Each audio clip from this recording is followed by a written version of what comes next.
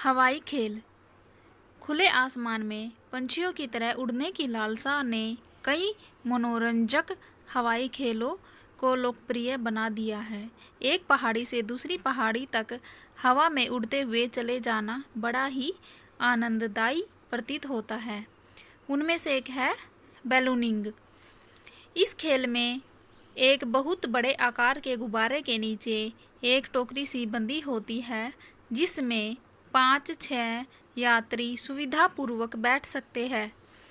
गर्म हवा के दबाव से गुब्बारे को उड़ाया जाता है। सिर्फ खेल या आनंद के लिए उड़ाए गए गुब्बारे 100 मीटर की ऊंचाई तक ही जा सकते हैं। गर्म हवा का दबाव कम हो जाने से गुब्बारा धीरे धीरे नीचे आ जाता है। 26 नवंबर 2005 को विजयपथ सिंघानिया ने गर्म हवा के बैलून में उड़ते हुए 21,290 मीटर की ऊंचाई तक पहुंचकर एक नया विश्व रिकॉर्ड बनाया था या कायम किया था। 15 जनवरी 1991 को ग्रेट ब्रिटेन के निवासी परलिड स्टैंड और रिचर्ड ब्रैनसन ने गर्म हवा के बैलून द्वारा जापान से उत्तरी कनाडा तक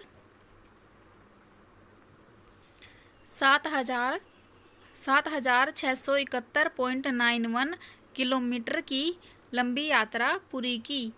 आजकल हॉट एयर बैलूनिंग उत्सव ब्रिस्टल में मनाया जाता है।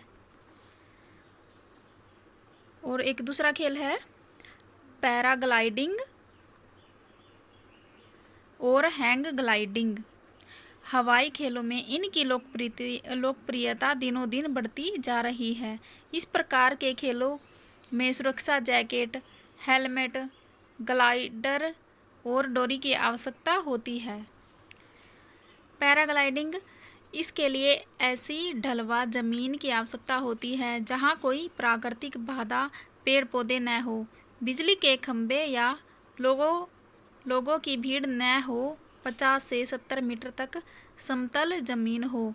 पैराग्लाइडर को अच्छी तरह पकड़कर अपने हाथों को उसकी डंडी से बांधकर 50 से 60-70 मीटर तक सीधे दौड़ना पड़ता है, जिससे ग्लाइडर में हवा भर जाती है और खिलाड़ी दूर तक उड़ते हुए जा सकता है। इसमें स्वचालित मशीन लगी होती है। अगला है हैंड ग्लाइडिंग। हैंड ग्लाइडिंग क्या होता है? हैंड ग्लाइडिंग भी इसी प्रकार से की जाती है, परंतु ग्लाइडर में स्वचालित मशीनें नहीं लगी होती है। प्रशिक्षित शिक्षकों के निर्देशन में ही ऐसे खेल आयोजित किए जाते हैं। ब्राज़ील, यूरोप, अमेरिका में इस प्रकार के खेलों का विशेष प्रचलन है। नेक्स्ट है पैरासेलिंग। इस खेल में खुले मैदान में पैरासेल को रस्सी की सहायता से गाड़ी से बांध दिया जाता है। गाड़ी के चलने के साथ खिलाड़ी भी पैरासेल बांधकर दौड़ता है, जिससे पैरासेल में हवा भर जाती है और हवा के ऊपर तैरने का आनंद आता है।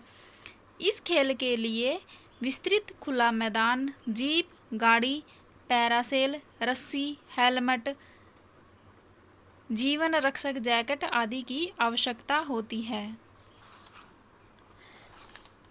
इस प्रकार ये सभी खेल हमारे मन में प्रकृति के भव्य उदार रूप को समझने और प्रकृति के साथ मित्रवत समय बिताने की प्रेरणा देते हैं तथा व्यक्ति विशेष में उत्साह, मैत्री, आत्मनिर्भरता, साहस, धैर्य, सहिष्णुता, उदारता जैसे गुणों